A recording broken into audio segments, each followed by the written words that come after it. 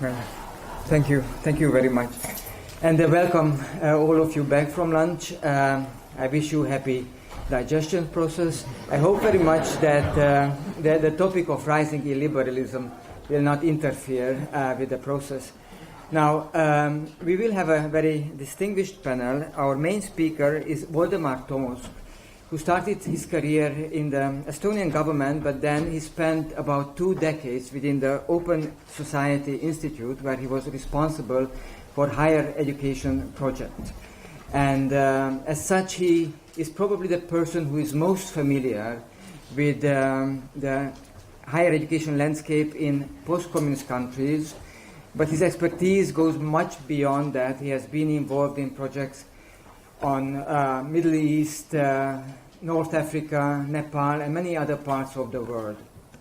So he is a person who knows more than probably anybody else about higher education in fragile democracies, in democracies that are maybe better to be called semi-democracies. And then we will have 2 very distinguished discussants, Professor Zdzislaw Mak, the Dean of the Jagiellonian University from Krakow, and Professor Tomasz Zima from Charles University, Prague, rector. These scholars who are established scholars in their respective field, that is biochemistry and anthropology and sociology and European studies, but they are here primarily in capacity of university leaders. And as such, they have had the opportunity and the fortune and the joy to interact with politics, not only with government, but probably also with the public opinion, so they are very well positioned to reflect on these questions.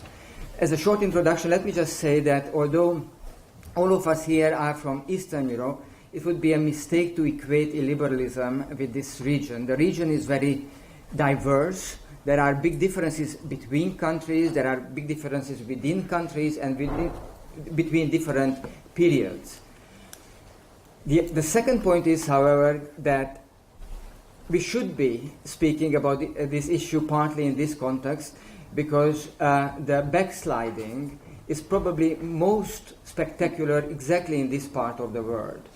If you think back about the 1989, 1990, and so on changes, whether you call them revolution or regime change or reforms or whatever is the noun, the adjective should be probably liberal, because liberal practices, liberal values spread rather fast across a very large part of the world.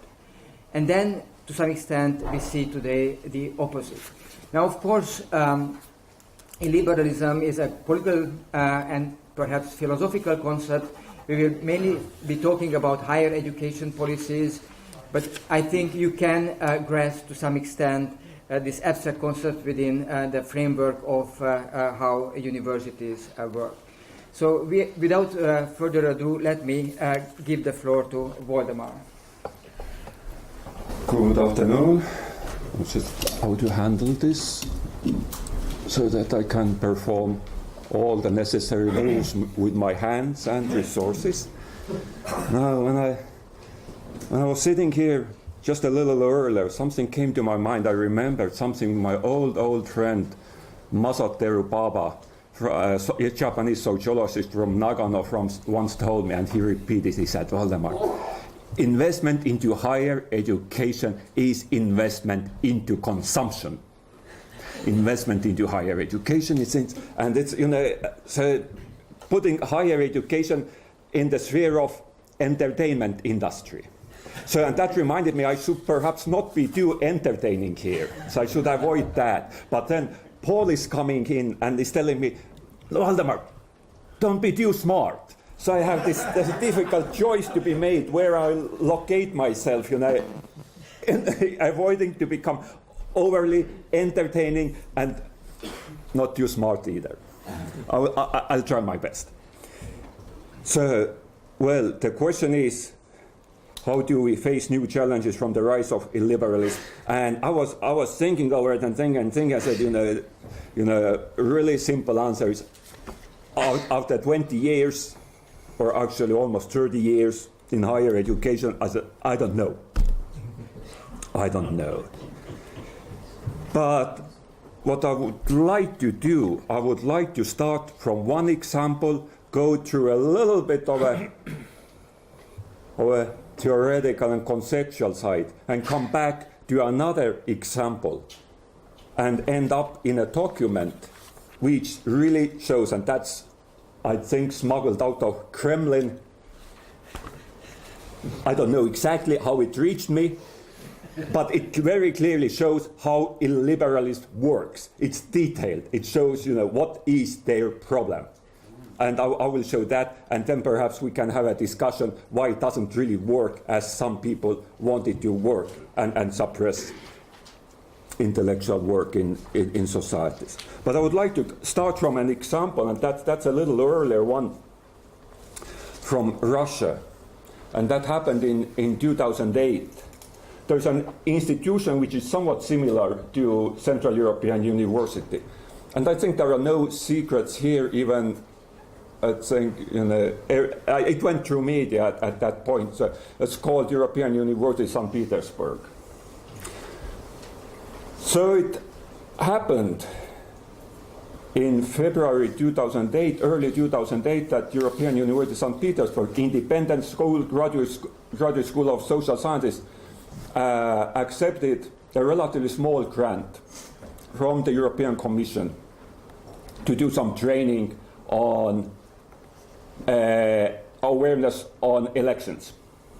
Simple thing, and small schools, they have to look for those funding. It's not really they had very particular issue about hugely promoting democracy, but you're looking for those opportunities. It falls in your profile, you do it. So they accepted the grant. So, early 2008. In December 2007, there have been parliamentary elections in Russia. In March, there were to be presidential elections. And they are there, a little money doing a little training. Well, it so happened that through his channels, the big man in Kremlin heard about that and picked up his phone. And somehow, the person who was contacted on the end of the channel was the chief of the fire brigades in St. Petersburg. And in Russia, fire brigades, it's a military institution. And the head is a general. So the fire brigades inspected the premises and decided that it's not safe. It's not safe at all, closed. I was in St. Petersburg about 2 days after that happened. And that wasn't planned at all, but I was there. I'm sitting in the rector's office, and he's a very well-known Russian anthropologist, and he's as close to crying as a man can get. He said, it's over. It's over. I'm asking, is there anything we can do? He said, don't do anything. Don't do anything more you do. The next thing, George Soros supports, and all the way. So don't do anything. We'll try. We have our friends, we will try to negotiate. So this there, I'm going back to my office, that point in London. My great friends, the next day from New York, they're asking, what, Oliver, how is it? I said, it's really bad. What should we do? I said, don't do anything. And they said, no, we have to go. We have to go to New York Times. We can't accept that. That's not acceptable. We have to make it public.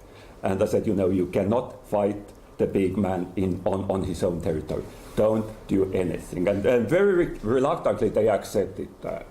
And my advice was to say, I said, well, they say it's fire safety and this is an outbuilding. Well, let's take it at the face value. Let's help them. So our foundation and 2 other foundations, we put together an emergency grant. It was $300,000 within a week, and sent it to St. Petersburg to fix the premises, because it was an old building. The case went, and the university, they took it to the court, and they had some friends who negotiated. They went through the court. And so it followed on 2 sides, but in 2 months they decided, yes, you have made improvements, you have fixed your premises, well, you can open again. Well, that's the story. That was a happy one. This year something else is happening there, and I don't know how happy this one is going to be. So this is, well, is that the way we should face illiberalism? I don't really know. Is that an ideal case? Is it realpolitik? You know, I don't know. But that's the way I thought at that point. We did, and we have been accused after that. You know, we went too far. You know, we should have gone public all the way, condemned the president of the Russian Federation and all of that, and the university would have been closed. And meanwhile, after that, about, I don't know what I can guess, 500 or 600 people have been trained at a very serious level. That would not have happened after. So as such, I haven't really seen universities really standing up very strongly against illiberalism, and that's very difficult. One case I saw somebody really standing up. These were students at the St. Cyril and Method University in Skopje, where they blindfolded the statue of the two Orthodox saints after they had found out all the corruption. And hung a label shame on the statue of the two saints or the Orthodox Church in the university campus. That was trouble. But I think that was very nicely done. I would like to go a little back and take a very quick look at the conceptual understanding of academic freedom. Something that I think has not been really done. And for that, I went back to what John Searle wrote in 1971 in his Campus Wars. And that's from University of California. And he basically said that we have two theories of academic freedom. We have the classical theory, or the special theory, and we have a general theory. And he's making it very clear. And I think I will read the quote. That's perhaps the best way to proceed with that. The classical special theory of academic freedom, in the heart of any theory of academic freedom, is that professors should have the right to teach, conduct research, and publish their research without interference, and that students should have the corresponding right to study and learn. And that comes from the 19th century Germany. That's the Lehrfreiheit und Lernfreiheit. And the corollary of that is that, as a matter of fact, what is the student's right? Student's right is to learn what the professors teach. And what is university? University is not a democracy where all have equal rights. It is an aristocracy of trained intellect. And if we take that, we take the special theory, I don't think that illiberal countries societies have too many problems with that kind of academic freedom. Mostly. I mean, you know, mathematicians can prove as many theorems as they want. Physicists, you know, they can do mostly. I mean, you get into problems in social sciences, and it's getting increasingly difficult there. But if you teach the disciplines the emperor is telling you to teach, you can do it. You can do your research. You can teach. There's one case that comes to my mind where that line was really became confused somewhat in the late Stalinist times, or 1950s in the Soviet Union, where the discussion was about information and the rise of computer sciences, and the Soviet academia and the philosophers they know, how can we do that? Information does not exist. It's an idealistic notion. It's almost like talking about God. It's immaterial. It does not exist. So how can we can't do it. We can't do it. And then, they mobilized their minds, people who wanted to move further with their science. They had, how do we do that? Oh, this is a kind of a reflection of the material world, and this is that. They got away with that, and following that, cybernetics and computer science in the Soviet Union took finally off. But that was that obstacle there on the scientific ground, because it went against the doctrine, and they had to do some difficult work to work it out, that not to fall into idealism, which was a huge sin. Now, talking about the general theory of academic freedom, Searle says, the basic principle of the general theory of academic freedom is that professors and students have the same rights of free expression, freedom of inquiry, freedom of association, and freedom of publication in their roles as professors and students that they have as citizens in a free society, except insofar as the mode of exercise of these freedoms needs to be restricted to preserve the academic and subsidiary functions of the university, which, of course, gives I think, a little too much to the administration, but well. So, and I think that's where the problem really comes, because you say that you have a freedom of free expression in the campus, the same you have in a free society. But well, now we have a problem. This university is not located in a free society. So you have this tension happening between the campus and society, and that can turn really interesting and play out in different ways. I mean, one of the most well-known, I think, recent cases of the suppression of academic freedom, I think, comes from Tunisia. I think many have heard about that. But that wasn't really about the rise of illiberalism in Tunisia. It was actually the opposite. It was the country became, and that's my reading, and my very short time I spent there and tried to figure out how to work for the foundation to work with Tunisian higher education. So what happened on the Ben Ali was that the secular left was tolerated within the campus, but not anywhere else. But they were pushed there, they were kept there, confined in the campus, and they were there because they were needed for all the modernization reforms in the country. But so secular left had a place in the campus. Islamist forces did not have any. After Ben Ali's regime fell, Islamists were back in the campus, and the campus was divided right in the middle. And some of the student activists said, well, and the issue was they told female faculty that your dress code is not really proper, and that's where it all started. You are too liberal. And that was the issue with the freedom of expression there.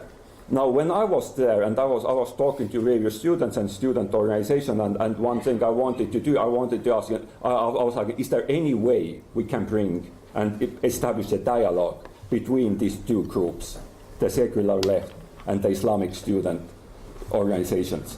And they said, no way, at least that's what they told me, no way they will talk to each other within the campus.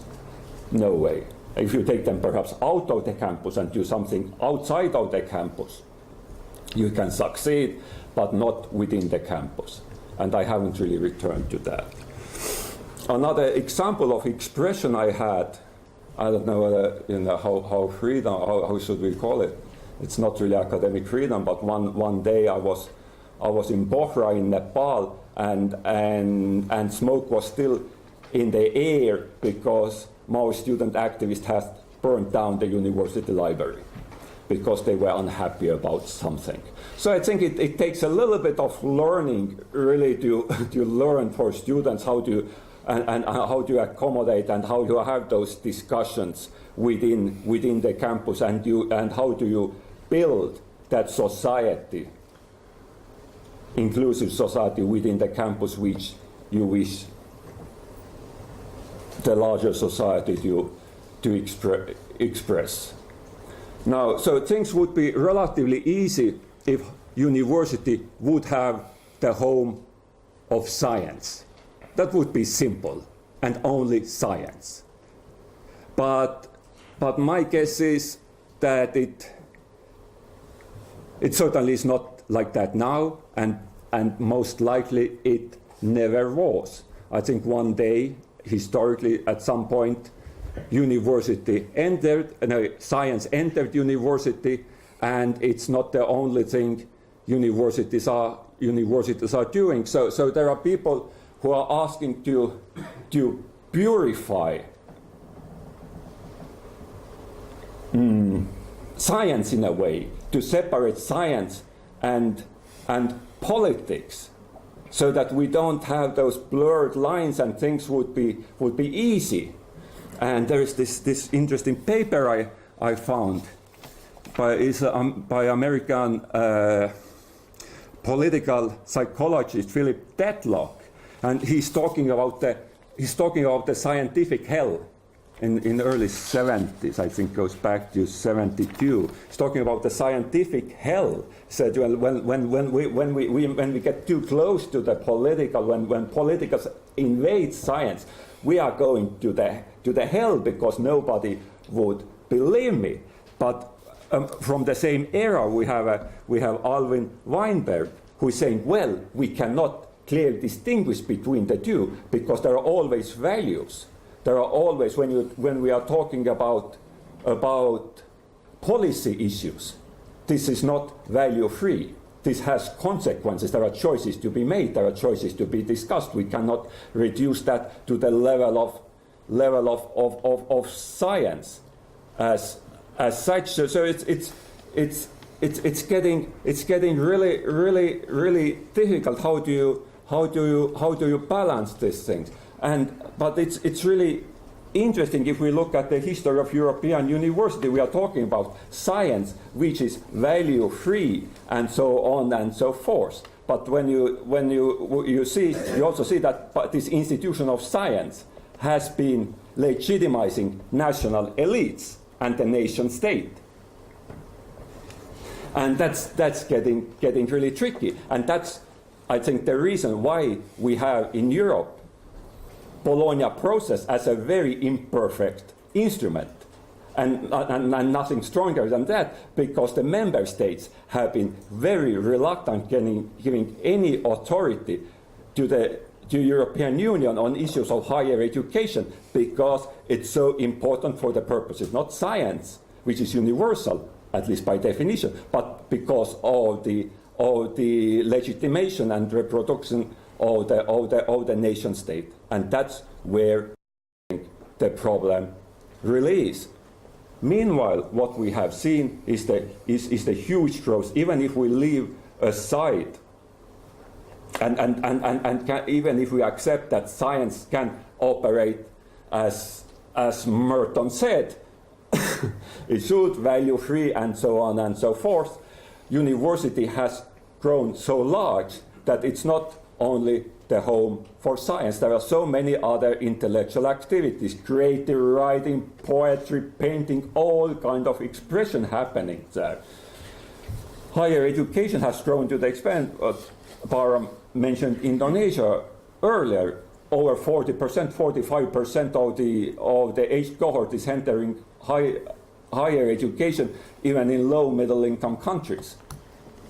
I mean, it was unthinkable in this country 30 years ago. That's not, now it's becoming universal. So half of the 1/3 of the population globally is going through higher education. In many countries, half of the population, 60% of the population.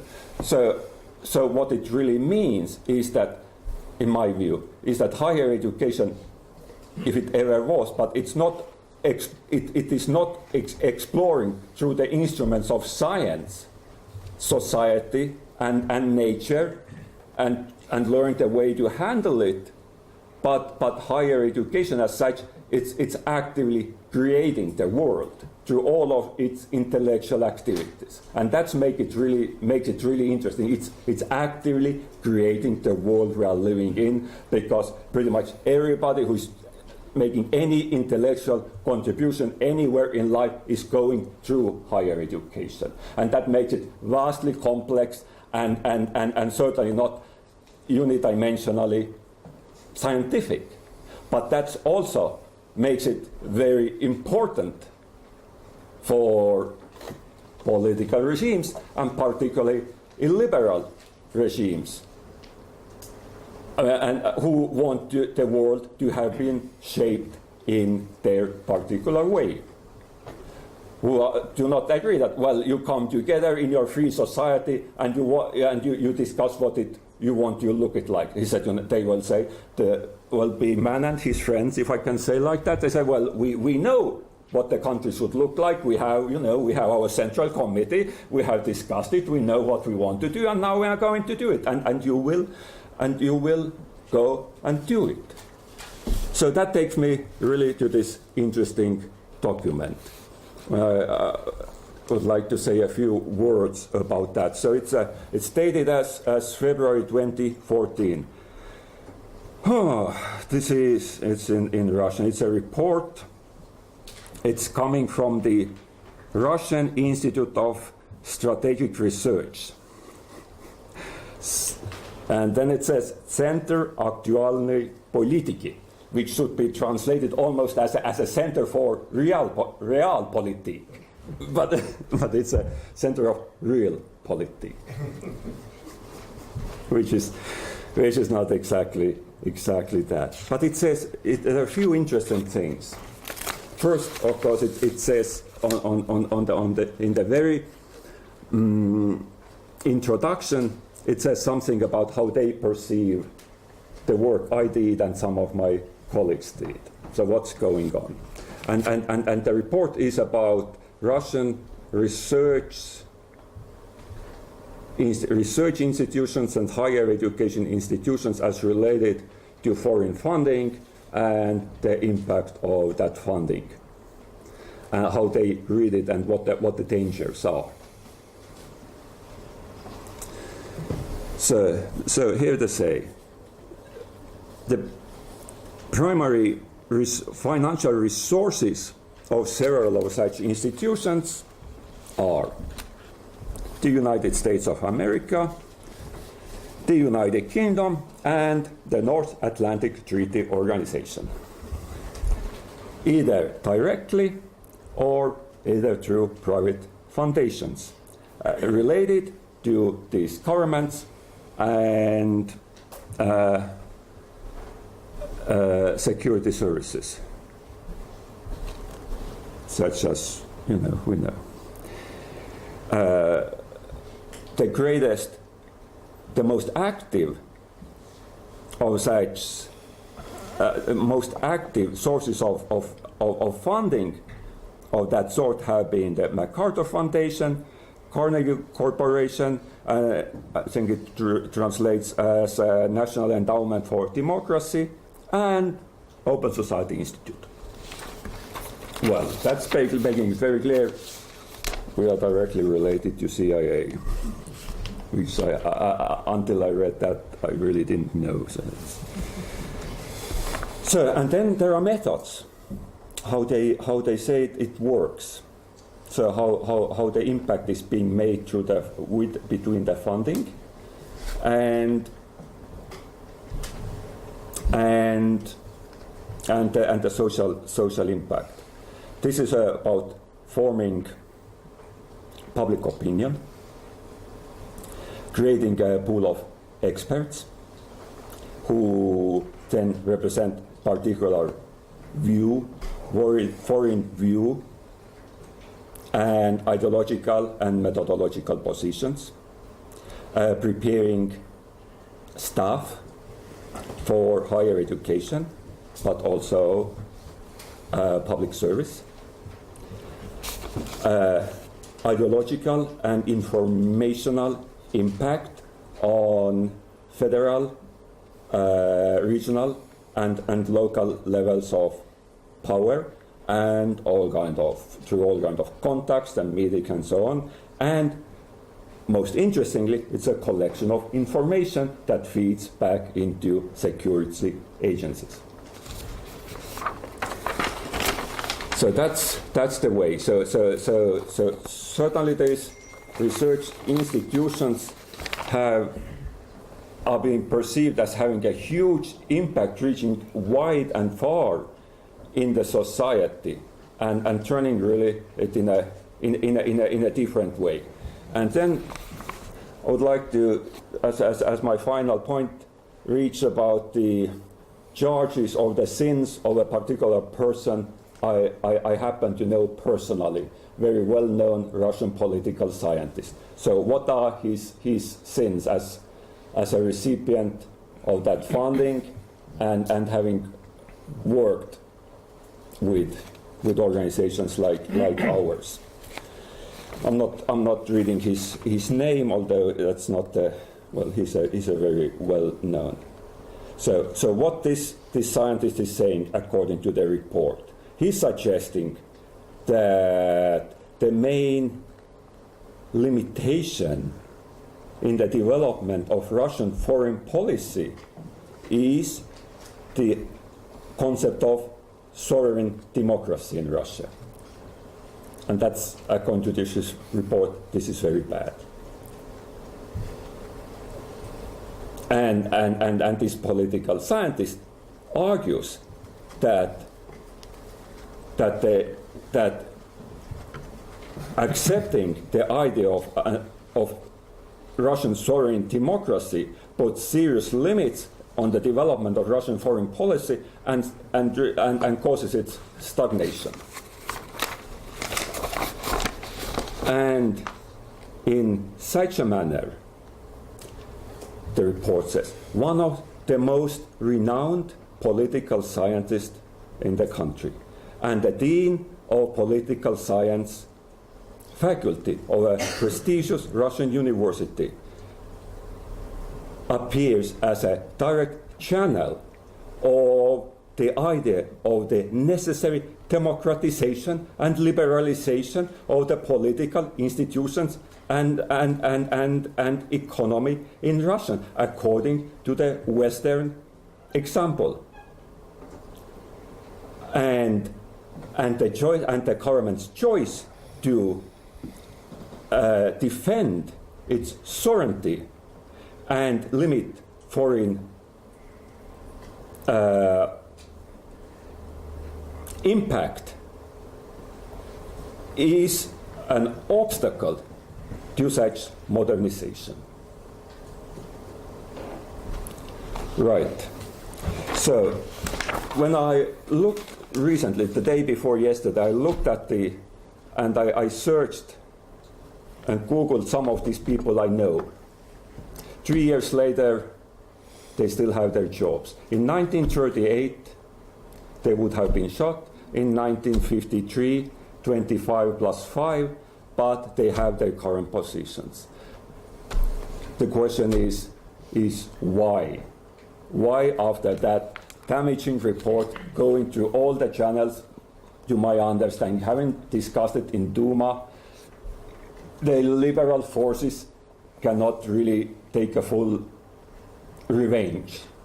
And that goes really further because Russia needs its higher education to appear on the world scene in one way or another. Okay, I'll stop here. Thank you. Thank you very much. Because we started later and because Professor Martin has to leave earlier, I just pass the microphone right to you. Okay, 10 minutes? Yes. Okay.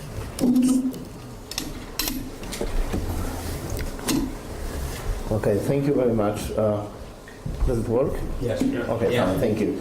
Well, as a sociologist, I will be tempted to discuss various aspects of illiberalism, but I understand that, first of all, I have only 10 minutes, and also I'm here mainly as the the chair mentioned in the capacity of the person who's been involved in various university processes, and I was dean of 2 faculties in different periods of time, so maybe I will just comment on this. I'm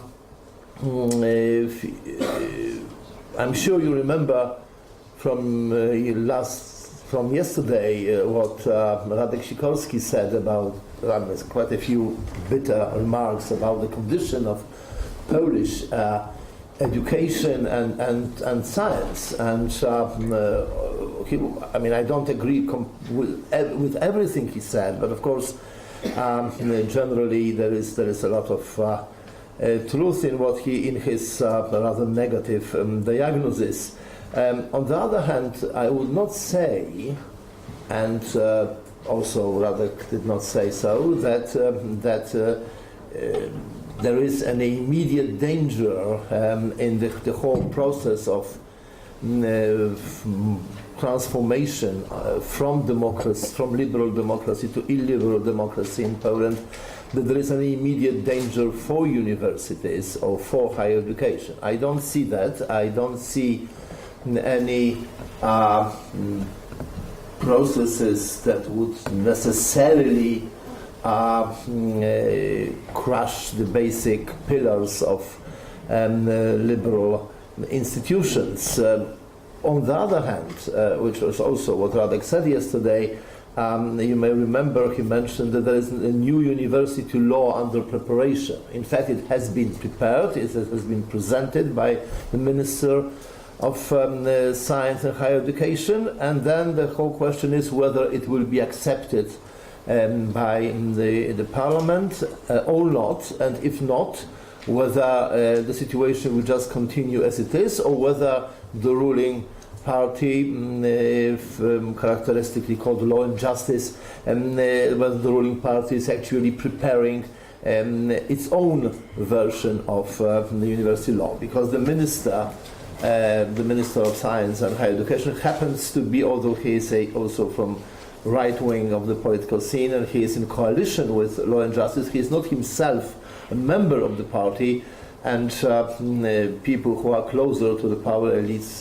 know that his relations with the leadership of the country is not very good. So it is possible that he will be taught a lesson that that he cannot just prepare a new university law. And there are some comments from the narrow inner circles of the power elite that this new law may simply be trashed, and then there will be something else prepared. Who and what will prepare instead, we don't know. So without being prophetic, I cannot say really.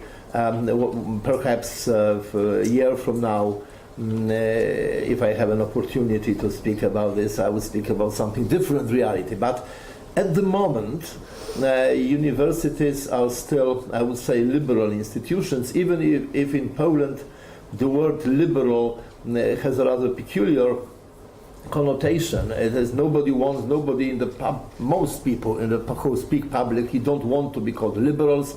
Everybody wants to be seen as a conservative. I am one of the very few people who publicly say I am a liberal, which for many people think means that I am a communist or something, exotic like that.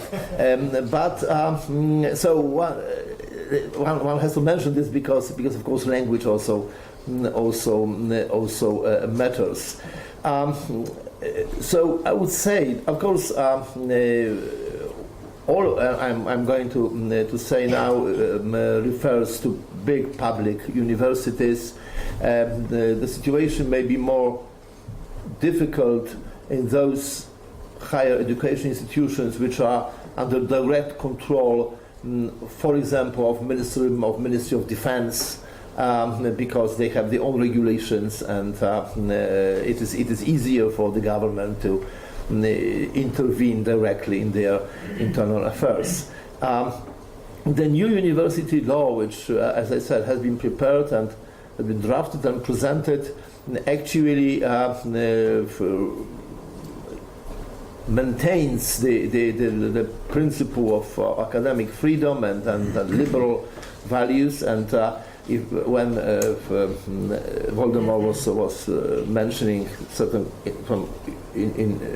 criteria of liberalism, I was thinking that I would have to admit that these principles are really not violated in the Polish universities, that there is academic freedom, there is freedom of speech, there is freedom of research, of publication, both for students and for staff. And I don't know of any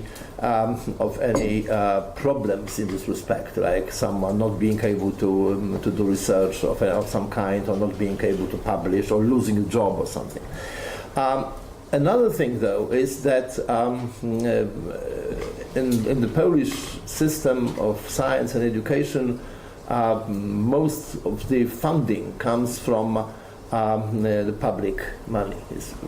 The public institutions completely dependent on governmental funds. This is also something which Radek Sikorski yesterday did not mention, but the main problem of Polish universities is that they are terribly underfinanced. This is something which is always mentioned in the first line of any international evaluation of whether the whole Polish education system and science or particular institutions, that the system desperately needs more money. Without this, neither especially postgraduate education nor research will be able to develop properly. So it is possible that one way the government can introduce their direct control and execute their direct control is by punishing or rewarding institutions financially, depending on how well they behave. It is not happening yet, but there is an obvious possibility. If I am to say what are the aspirations or what are the attempts the Polish government is now has regarding society as a whole, but also in a way education, I would say there is, of course, control, centralization, and isolation. That's the far the goal, which is not really immediate, but certainly, for instance, one of the proposed changes in higher education system, which is not mentioned in the proposed university law, but was mentioned before by many people, influential people from the power elite, is that Poland should withdraw from the Bologna system.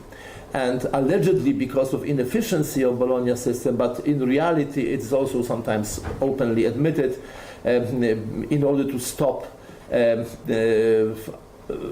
ideas from the outside coming into the country, and too much exchange and too much opening to Europe, especially. If Poland is to educate its new generation of new people, new minds, new mentalities, then of course this can only be done if isolation is complete. But this is of course not realistic, but I would not be at all surprised if we hear soon that Poland is considering its withdrawal from the Bologna system, from Bologna, but from for instance Erasmus system or other institutions of this kind. You heard before the break Norman Davies giving you a very good example of how the Polish government tried to destroy or radically change institutions. There was an example of the museum. It was very characteristic because it was done legally through very tricky manipulations, like combining or dividing or creating new institutions, facade or something. And this is typically what this regime is doing, because not having constitutional majority cannot change a constitution, as we know Viktor Orban was able to do. But they are very good in using different tricks to introduce changes. But this is, of course, in the higher education institutions, it's not happening yet. For the moment, we are still free to do what we want, but we know that there is a danger that the media, the NGOs, and the higher education is the next on the list of the attempt to change the society. NGOs are probably going to be attacked very soon. There is a new idea of creating a central institution at the governmental level, which will be called National Institute of Freedom, and this is the institution which will consolidate and control all the money which goes to non-governmental organizations. So that's very typical. Institute of Freedom, centralized, controlled by the government, which deals with NGOs. So you have NGOs, but they are financed by the government. So this kind of things, of course, one has to expect may happen. I think I finished.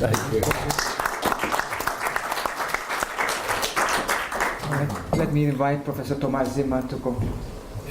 I know some crazy stories during the last 50 years, not the last, but this freedom also from our country. But I will go looking more the European scale of the illiberalism. Maybe my topic is about chemistry. I will deeply more speak about the level of glucose and blood flooding the brain after 30 or 60 minutes after the nice lunch.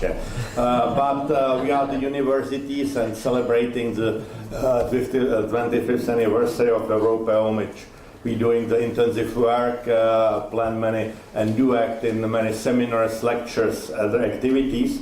And we are the team of the 13 excellent universities in Europe, which united by the mission of democracy, humanism, high level of science and teaching. And this mission and objectives and activities, it's, I think, extremely important, especially in the recent years, and maybe more and more important in the near future.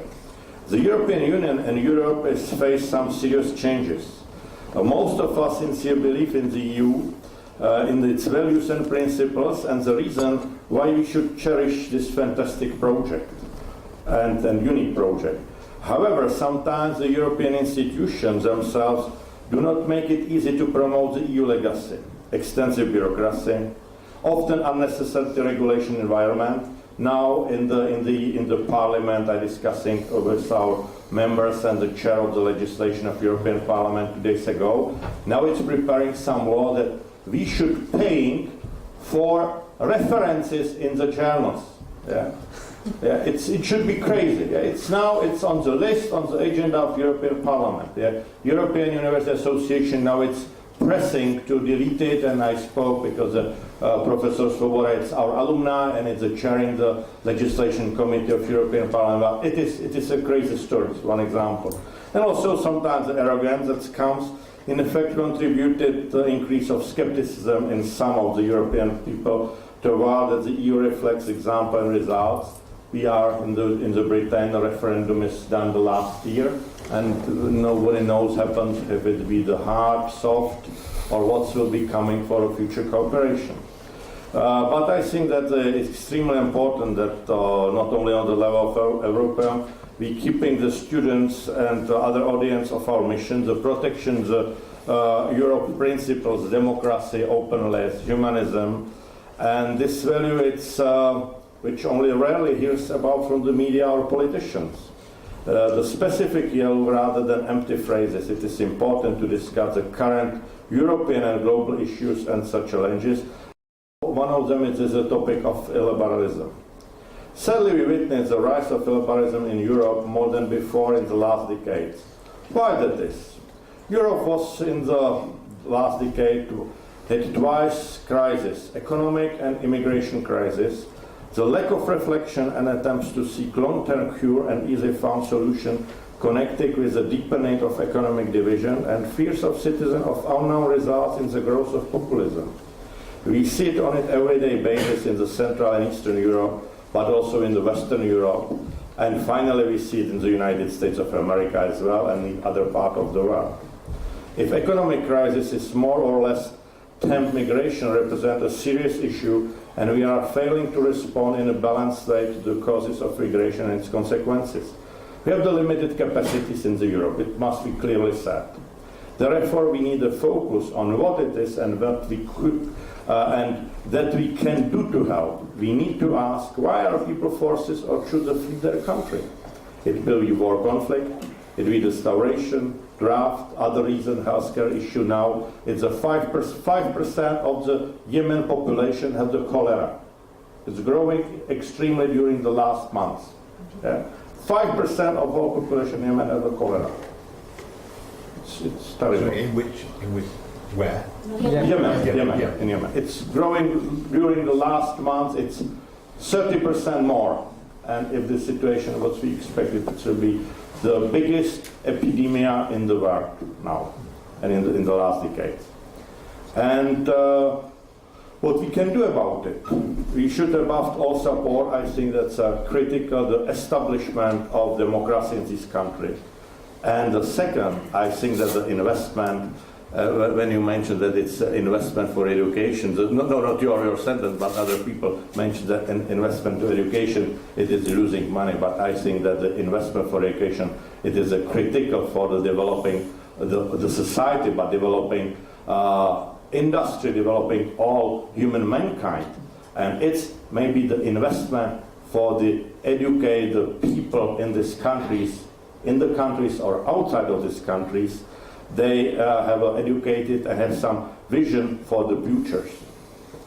Because the migration, I think it's great object for the big business of trafficking. And people losing the lives on the way because for this person it's only the business. The mainstream democratic parties from the right to left political spectrum were forming government coalition or opposition, also losing support. We saw that recently in the French and German elections, the classical parties is losing the position, but still winning. It's a great mission. And the lack of appeal of the citizens, we expect the parties to formulate positive answers to their needs and fears, or blue division between the left and right, their pragmatic goals only to be re-elected.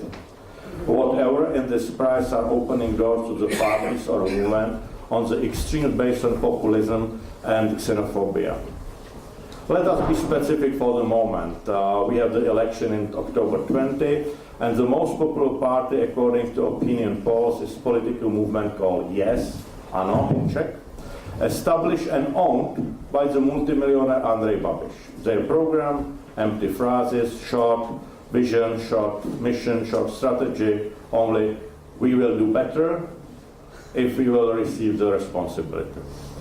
The objective to be elected, to have the power. And we can continue also with the new unpredictable parties and their leaders in Europe. Other example, Italy, Beppe Grillo, comedian, actor, and his five-star movement criticizing the political elite. Xenophobic moods prevailed at French National Front or German AfD, which unexpected receiving the 30% in the last German elections. And the civil liberties are also limited in Poland. What's mentioned now, it's the steps to make an institute for freedom, but it's regulated NGOs and the media, the Supreme Court. And also in Hungary, we're discussing the story about the CU last month. Yeah? And also the representatives such as Orbán speak about the illiberal democracy. But democracy can be only liberal, respecting the human rights and liberties, otherwise it is not a democracy. In Czech Republic, we celebrate the next year 100 years of establishment of Czechoslovak Republic. Why I should mention this occasion? The Republic, back then in 1918, was formed by intellectual elite. The first president, Professor Tomáš Garrigue Masaryk, was professor at Charles University, and his successor, Eduard Beneš, was student and later also the teacher on our university. And many other important people working for the state were from the university environment, driven by principles, values, and beliefs in common good, democracy, and civil liberties, rather than interest in the 4 or 5 years political cycle, as our current politicians are, without vision, strategy, and social responsibility for a long-term vision. Therefore, next year in October, Charles University will organize a rectors' conference together with Europaeum, Universities and Republic Legacy of Democracy, Humanism and Responsibility. And we want to debate how should or could universities reflect this development and how to revive the legacy of the Tomáš Garrigue Masaryk. We are facing extremism, but we are afraid to name the problems. We are slowly giving up on our European values. Everything seems to be politically correct to extreme. Let me just mention one example. In some European cities, an institution are hesitating to celebrate Christmas, but only festive season in order not to offend any other religions. Can we blame the people getting angry? We have to be respectful, polite and emphatic, but we have to name things. And universities are here for that. So finally, to get the question, how do we face it? When universities need to be active and engaged in the debates of the global problems, provided feedback to politicians. Universities should have an active voice in the public sector, explaining to people in an understandable way, it's very important, in their own language, democratic principle, so that people are more resilient to populism, extremism and racism. We need to increase open-mindedness and acceptance that there are different nations and different religions, and they can respect each other. We have to keep educating young people, new generation, and talk about the problems openly, not pretending that they are not happening and that we will live happily ever after link is a fairy tale. It should provide space for a public discussion and encourage the freedom of thought and speech. We need to support students, and of course academics, not to be afraid to enter into politics. Last but not least, we should educate the students who wish to work in media to try to keep the objectivity and openness. It is only one of the roles of the universities, and also Europaeum is a platform which should doing in the future. Thank you very much.